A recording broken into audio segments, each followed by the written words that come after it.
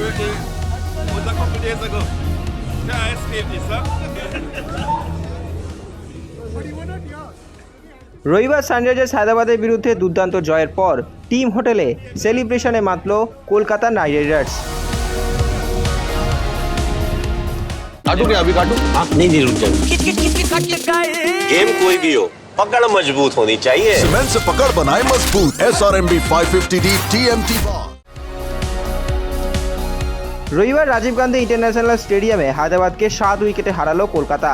প্রথমে বল হাতে দাপট দেখান দুই স্পিনার সুনীল নারিন ও বরুণ চক্রবর্তী। তাদের ঘূর্ণিতে জড়িয়ে পড়ে হায়দ্রাবাদের ব্যাটিং লাইন আপ। এরপর ব্যাট হাতে শান্ত ও পরিণত ইনিংস খেলেন আঙ্গাক্রিস রঘুবংশী, যিনি 166 রানের লক্ষ্যে সহজেই তাড়া করতে নেমে দলকে জয় এনে দেন। ম্যাচ জয়ের পর টিম হোটেলে ফিরে শুরু হয় জমজমাট সেলিব্রেশন। আর সেই সেলিব্রেশনের কেন্দ্রবিন্দুতে ছিলেন আন্দ্রে রাসেল। কয়েকদিন আগেই জন্মদিন ছিল রাসেলের, তাই তাকে পুরো চকলেট কেক মাখিয়ে দেওয়া হয়। মজার শুরুটা করেন তারই প্রাক্তন ওয়েস্ট ইন্ডিজ সতীর্থ সুনীল নারিন।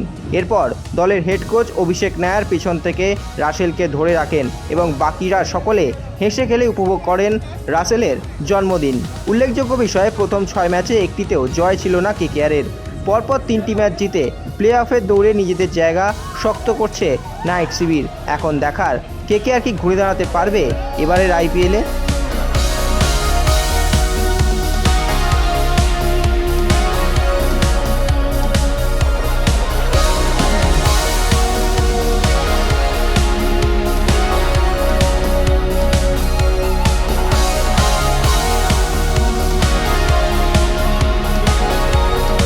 extra time.